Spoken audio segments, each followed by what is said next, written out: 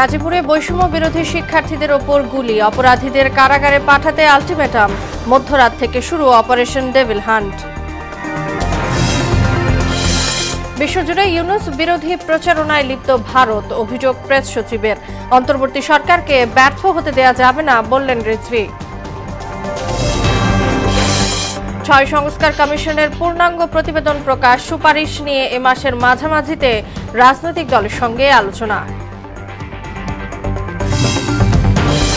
এবং আগে গণহত্যার বিচার, পরে নির্বাচন, বললেন জামায়াত আমির। যে কোনো মূল্যে পতিত স্বৈরাচারকে রুখে দেওয়ার প্রত্যয়।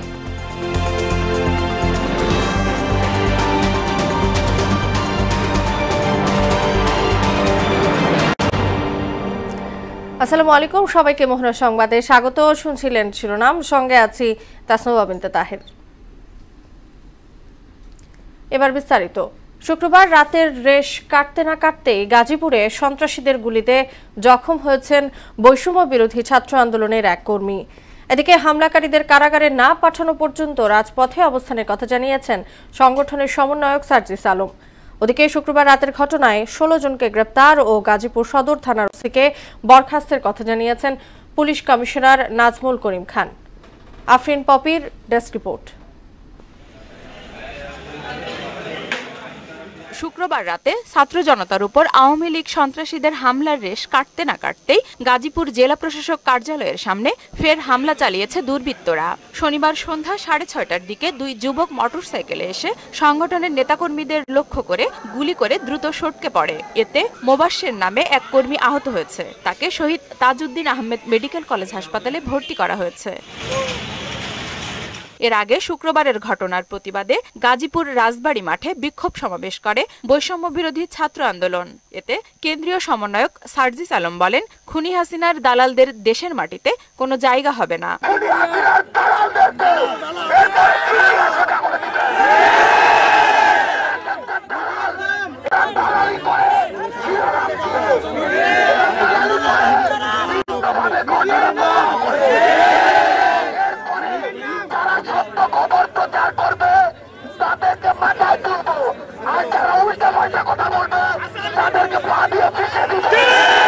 এদিকে শুক্রবার রাতে ছাত্র জনতার উপর হামলার ঘটনায় বেশ কয়েকজনকে গ্রেপ্তার করার কথা জানিয়েছেন গাজীপুরের পুলিশ কমিশনার নাজমুল করিম খান। ইতিমধ্যেই আমরা 16 জনকে গ্রেপ্তার করেছি।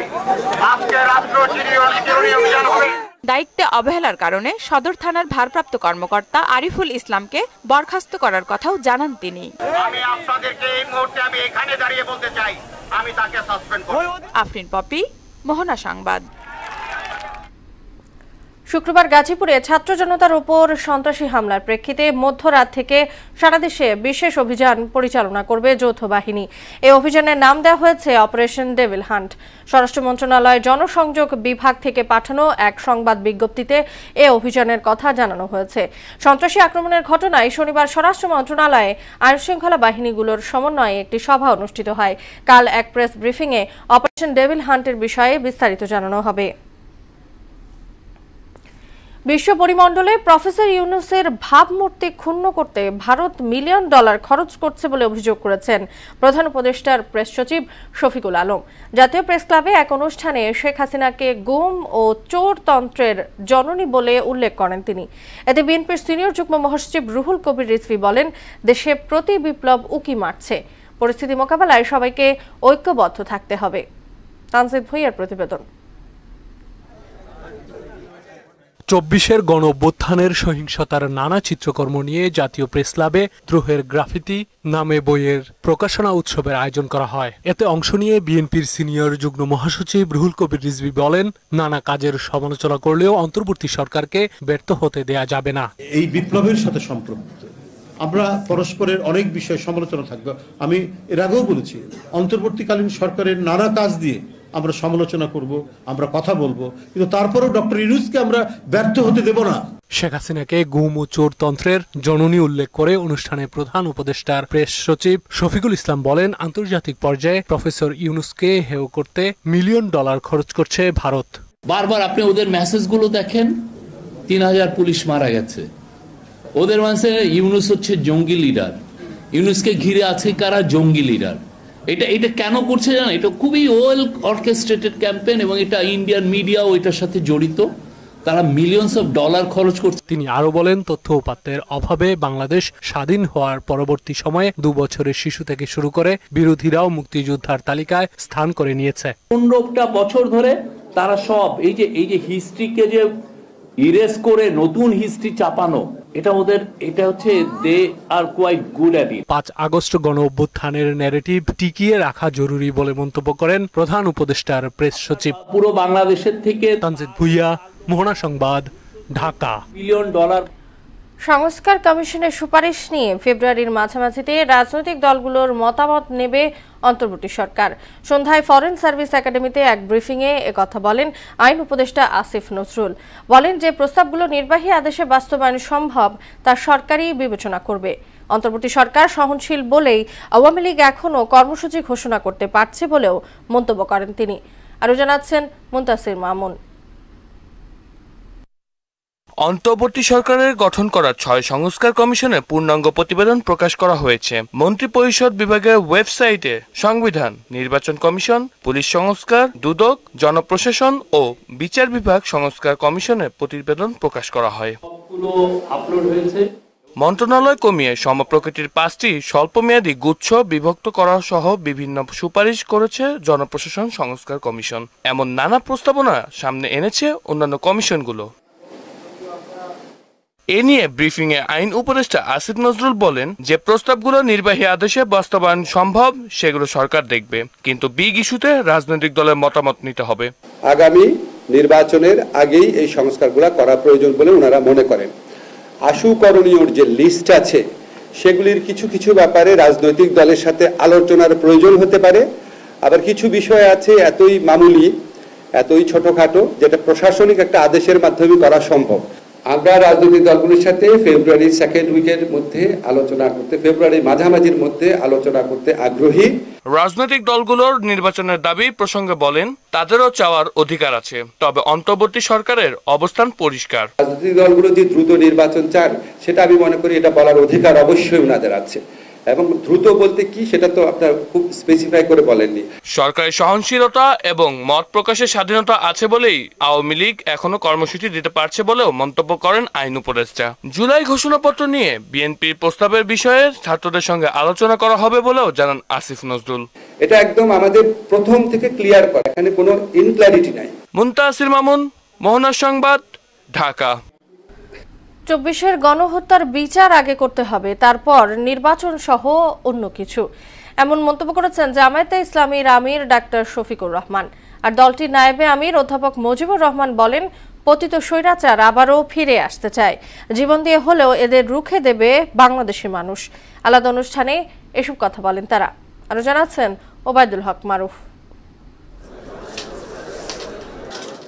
ওয়ার্ড সভাপতি ও সেক্রেটারিদের নিয়ে শিক্ষা শিবিরের আয়োজন করে জামায়াত ইসলামী ঢাকা মহানগর দক্ষিণ। ছাত্র জনতার সাথে সেদিন ভূমিকা পালন করেছিল বলে আওয়ামী লীগ সকলের মধ্য থেকে বাংলাদেশ জামাত ইসলাম এবং ইসলামী ছাত্র শিবিরকে সেদিন নিষিদ্ধ করেছিল। আধিপত্যবাদী শক্তির বিরুদ্ধে এদেশে জাতীয় ঐক্য গড়ে তোলার জন্য বাংলাদেশ জামাত ইসলামী সবসময়।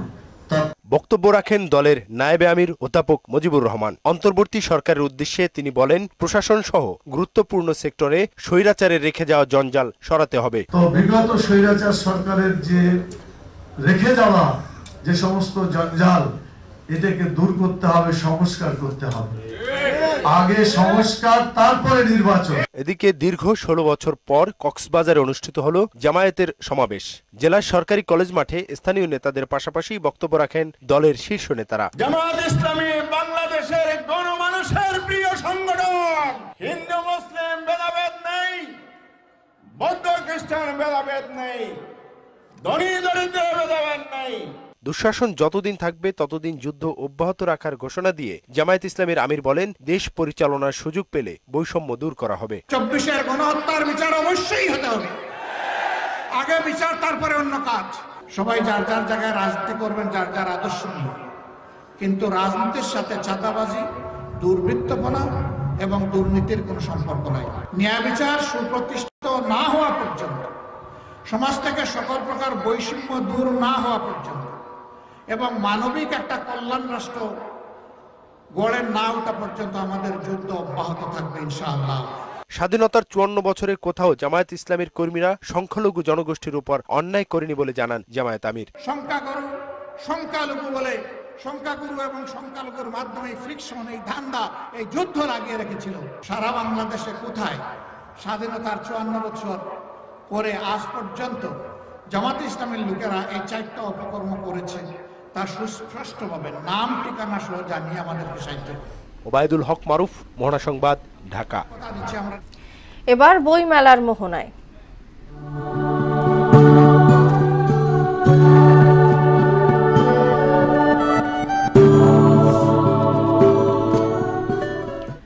ক্রমেই জমে উঠছে বইমেলা।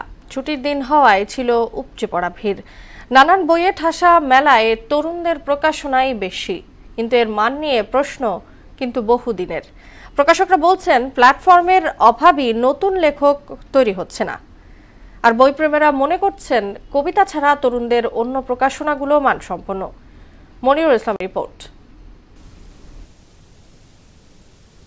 সৃজনশীল প্রকাশনা সংস্থার সময়ের সামনে তরুণদের ভিড়। অটোগ্রাফ দিচ্ছেন অভিনেতা ও লেখক ডাক্তার এজাজ আহমেদ, যিনি জননন্দিত কথাসাহিত্যিক হুমায়ুন আহমেদের সৃজনযাত্রার সহযোগী। তবে হুমায়ুনহীন বইমেলা তাকে কাঁদায়। বাবা মা না থাকলে সন্তানের যে শূন্যতা, বইমেলা এসেছে হুমায়ুন স্যার নেই, ঠিক সেরকম শূন্যতা মনে হয় কি যেন নেই, কি যেন নেই। শূন্যতার মাঝে থাকা, শূন্যতার মাঝে সেই শূন্যতা অনুভব করা। হুমায়ুন আহমেদের সময়কার বইমেলা ছিল অন্যরকম। সে সময় পছন্দের লেখকরা অটোগ্রাফ দিতেন আর সেটি নিয়ে সন্তুষ্ট চিত্তেই ফিরতেন পাঠকরা। কিন্তু এখনকার বইমেলায় এমন দৃশ্য বিরল। আশা করি আমরা বইটা তরুণদের কাছে বেশ বইটা হবে, বাস্তববাদী জীবনমুখী একটা লেখা। এখানে এটার পাশাপাশি আবার রোমান্টিক কিছু লেখা রয়েছে, ভালোটাও আছে মন্দটাও আছে। সেক্ষেত্রে আমি চেষ্টা করেছি মন্দটাকে পরিহার করার জন্য, ভালোটাকে গ্রহণ করার জন্য। হবেই বা কেমন করে? হুমায়ুন আহমেদের পর ওইভাবে তৈরি হয়নি মানসম্মত লেখক। তবে পাঠকরা দোষ দিচ্ছেন প্রযুক্তির। কেউ আবার বলছেন লেখকদের উপযুক্ত সম্মান দেওয়া হয় না। প্রতিটা জিনিসের সম্মান পেলে সেটা মানুষের আগ্রহ জন্মায়, ওইভাবে সম্মান পাচ্ছে না। ফেসবুক সোশ্যাল মিডিয়াতে সময় নষ্ট করছে বেশি, যে ক্ষেত্রে বইগুলো পড়ছে না। যখন যে অবস্থা, সেই অবস্থার প্রেক্ষাপটে লেখার জন্য আমি আহ্বান জানাচ্ছি। কিনছে এবং দেখছে, আমিও কয়েকটা স্টলে গিয়েছিলাম, তো ভালোই লেগেছে সব মিলিয়ে। তবে বাংলা একাডেমির তরুণ লেখক প্রকল্প আবারও চালুর তাগিদ দিলেন লেখকরা। সাহিত্য সত্তা বা লেখক সত্তার সাথে প্রতারণা করেন, যেটা আমি মনে করি আত্মপ্রতারণা। যে আমার তো সেন্সরশিপ আছে বা আমার তো একটা ভালো লাগা আছে, আমি তো ফার্স্ট একজন পাঠক, দেন আমি লেখক। তরুণরা লেখালেখির ক্ষেত্রে, সাহিত্যের ক্ষেত্রে একটা ব্যাপক বিস্ফোরণ করেছে আর কি, বিপ্লব ঘটেছে আর কি। আর প্রকাশকরা বলছেন লেখক তৈরিতে সামাজিক আন্দোলন দরকার। গবেষণা বাড়ানোর পাশাপাশি সরকারকেই এগিয়ে আসতে হবে। আমরা সাহিত্য সংস্কৃতির দিকে মনোযোগ না দিয়ে আমরা বাণিজ্যের দিকে মনোযোগ দিয়েছি। বাংলা একাডেমির কাজই হচ্ছে গবেষণা আর নতুন লেখক সৃষ্টি করা। তরুণদের ভিতরে প্যাশনের যে অভাবটা আছে এবং ভালো কিছু দেওয়ার যে চেষ্টাটা আছে, এই চেষ্টাটা বৃদ্ধি করতে হবে। কারণ গদবাদা লেখা দিয়ে আসলে কোনো তরুণকে বা কোনো লেখককে টিকে থাকা সম্ভব না। মান নিয়ে যতই প্রশ্ন থাকুক না কেন, অন্তত ফেব্রুয়ারি জুড়েই মানুষ বই কিনছে। যা কিনছে তা সারা বছরের খোরাক বলেও মনে করেন প্রকাশকরা। মনিরুল ইসলাম, মোহনা সংবাদ, ঢাকা। আওয়ামী লীগ সরকার গত 16 বছর বাকশাল কায়েমের মাধ্যমে হত্যাযজ্ঞ চালিয়েছে, এমন মন্তব্য করেছেন বিএনপির কেন্দ্রীয় ক্রীড়া বিষয়ক সম্পাদক আমিনুল হক। মিরপুরে খ্রিস্টীয় ধর্মাবলম্বীদের এক অনুষ্ঠানে এই কথা বলেন তিনি। আবারও যাতে দেশে ফ্যাসিবাদ মাথাচাড়া দিতে না পারে সে বিষয়ে সবাইকে ঐক্যবদ্ধ থাকতে হবে বলে জানান মহানগর উত্তর বিএনপির আহ্বায়ক আমিনুল হক। ইকুমেনিক্যাল খ্রিস্টান ট্রাস্ট আয়োজিত অনুষ্ঠানে বক্তারা দেশের শান্তি শৃঙ্খলা রক্ষায় সবাইকে এক হয়ে কাজ করার আহ্বান জানান। এখনো খ্রিস্টান কমিউনিটিকে একটা অন্য দেশের, অন্য গ্রহের বাসিন্দা মনে করে বা এখন পর্যন্ত জানে না যে তারা আসলে কোথা থেকে এসেছেন, তারা কি করেন। 17 বছর ধরে আমরা দেখেছি স্বৈরাচার শেখ হাসিনার সরকার কিভাবে বাংলাদেশের মানুষের উপরে প্রভাব বিস্তার করে মামলা, হামলা, জুলুমের প্রভাবের মাধ্যমে কিভাবে বাংলাদেশের রাষ্ট্রীয় প্রতিষ্ঠানগুলোকে ব্যবহার করে তারা বাংলাদেশকে ধ্বংস করে ফেলেছে। তারুণ্যের শক্তিতে ভর করে 5 আগস্টের পরে নতুন বাংলাদেশ গঠন সম্ভব হয়েছে বলে জানিয়েছেন শিল্প উপদেষ্টা আদিলুর রহমান খান। সকালে পূর্বাচলের বাংলাদেশ চায়না ফ্রেন্ডশিপ এক্সিবিশন সেন্টারে BGMEA university of fashion and টেকনোলজির দ্বিতীয় সমাবর্তন অনুষ্ঠানে বক্তব্য রাখেন তিনি। উপদেষ্টা বলেন, তরুণ সমাজই পথ দেখিয়েছে কিভাবে নতুন বাংলাদেশ গড়ে উঠবে। বাংলাদেশ আর কখনো তার আগের জায়গায় ফেরত যাবে না বলেও মন্তব্য করেন উপদেষ্টা। আপনারা তৈরি করে দেবেন বাংলাদেশ কিভাবে গড়ে উঠবে। বাংলাদেশ আর কখনোই আগের জায়গায় যাবে না। এই বাংলাদেশকে তৈরি করার জন্য যে স্বপ্ন, যে আকাঙ্ক্ষা, যে আত্মবিসর্জন, তার ভিত্তিতে নতুন বাংলাদেশকে গড়ে তোলার জন্য আপনাদের ভূমিকা অত্যন্ত গুরুত্বপূর্ণ। অনুষ্ঠানের বাংলাদেশের রাষ্ট্রপতি প্রদত্ত ক্ষমতা বলে আমার উপদেষ্টা পরিষদের সদস্য হিসাবে এই অনুষ্ঠানে এসে উদ্বোধনের আমি ঘোষণা করছি। অর্থনৈতিক সহ নানান উন্নয়ন কর্মকাণ্ড বিবেচনায় ফেনীতে পাবলিক বিশ্ববিদ্যালয় ও মেডিকেল কলেজ প্রতিষ্ঠার দাবি উঠেছে। রাজধানীতে এক নাগরিক সংলাপে বক্তারা বলেন, জাতীয় অর্থনীতিতে ব্যাপক অবদান রাখলেও ফেনীকে বরাবরই বঞ্চিত করা হয়েছে। আরও জানাচ্ছেন উষা ফেরদৌস। ঢাকা রিপোর্টার্স ইউনিটিতে ফেনী জেলা পাবলিক বিশ্ববিদ্যালয় ও মেডিকেল কলেজ বাস্তবায়ন পরিষদের আয়োজনে অনুষ্ঠিত হয় নাগরিক সংলাপ। শিক্ষাক্ষেত্রে বিপ্লব সাধনের জন্য মরিল অ্যাক্টের আদলে এবং ফ্রান্সের আদলে, সিঙ্গাপুরের আদলে একটি অ্যাক্টের ঘোষণা দিন, যেটার মাধ্যমে টেকনিক্যাল এবং ভোকেশনাল এডুকেশনের পাশাপাশি শিক্ষাক্ষেত্রে একটি বিপ্লব সাধিত হবে। এমন মেডিকেল কলেজ বা মেডিকেল ইউনিভার্সিটি হোক যেখানে দেশের বাইরে থেকেও অনেকে প্ল্যান করে টার্গেট করে পড়তে আসবে। এতে বক্তারা বলেন, 1922 সাল অর্থাৎ ঢাকা বিশ্ববিদ্যালয় প্রতিষ্ঠার 1 বছর পর স্থাপিত হয় ফেনীতে সরকারি কলেজ। এরপর 100 বছর পেরিয়ে গেলেও এ জেলায় উচ্চশিক্ষার বিস্তারে সরকারি কোনো উদ্যোগ নেওয়া হয়নি।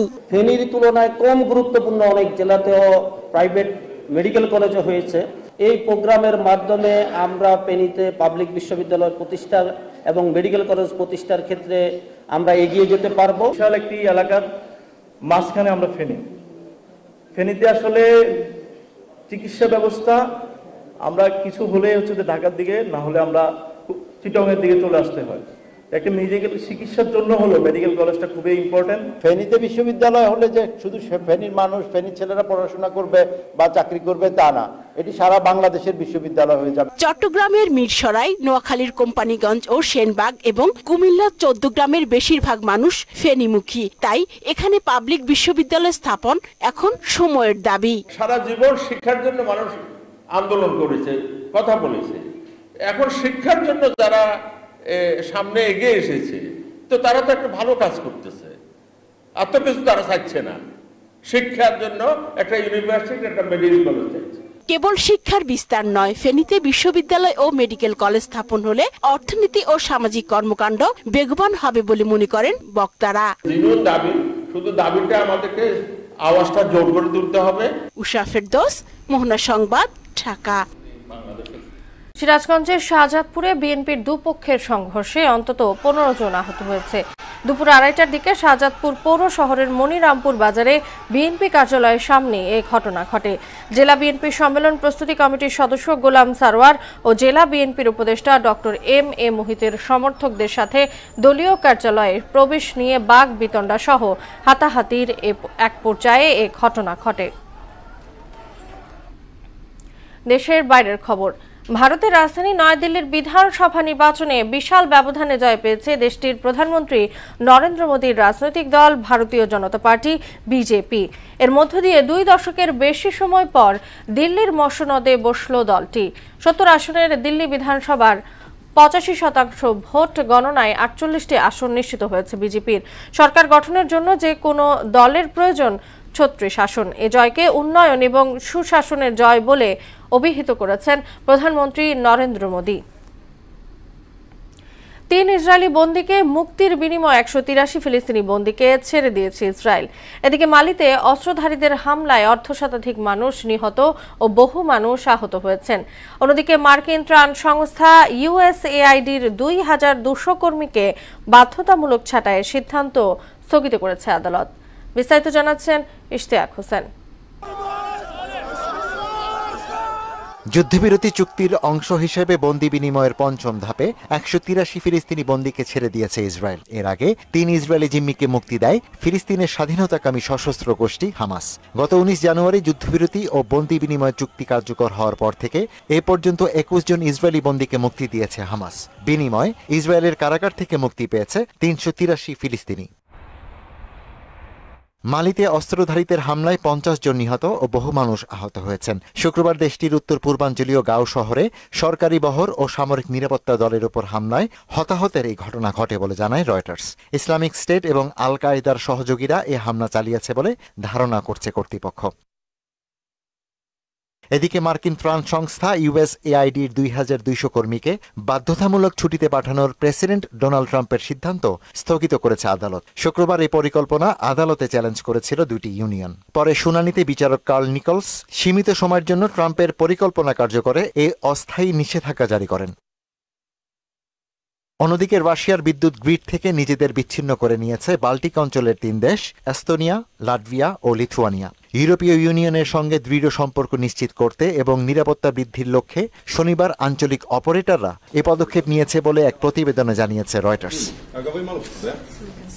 ইশতিয়াক হোসেন, মোহনা সংবাদ। খেলার খবর, বিপিএল প্রসঙ্গ।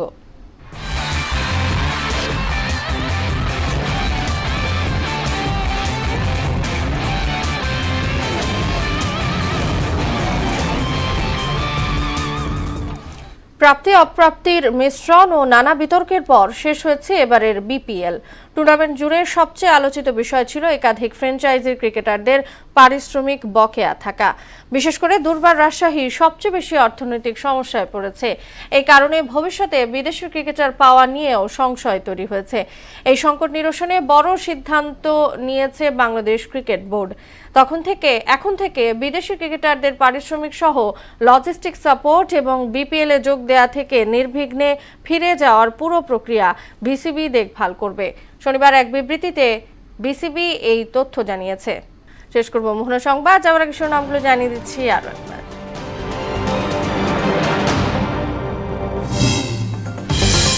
গাজীপুরে বৈষম্য বিরোধী শিক্ষার্থীদের ওপর গুলি, অপরাধীদের কারাগারে পাঠাতে আলটিমেটাম, মধ্যরাত থেকে শুরু অপারেশন ডেভিল হান্ট। বিশ্বজুড়ে ইউনূস বিরোধী প্রচারণায় লিপ্ত ভারত, অভিযোগ প্রেস সচিবের। অন্তর্বর্তী সরকারকে ব্যর্থ হতে দেয়া যাবে না বললেন রিজভী। 6 সংস্কার কমিশনের পূর্ণাঙ্গ প্রতিবেদন প্রকাশ, সুপারিশ নিয়ে এ মাসের মাঝামাঝিতে রাজনৈতিক দলের সঙ্গে আলোচনা। এবং আগে গণহত্যার বিচার, পরে নির্বাচন বললেন জামায়াত আমির। যে কোনো মূল্যে পতিত স্বৈরাচারকে রুখে দেওয়ার প্রত্যয়। এই ছিল মোহনা সংবাদে। পরবর্তী সংবাদ 12:30টায়। মোহনার সবশেষ খবর জানতে ভিজিট করুন www.mohna.tv। সংবাদ দেখতে পান ফেসবুক ও ইউটিউবেও। এতক্ষণ সঙ্গে থাকার জন্য সবাইকে ধন্যবাদ।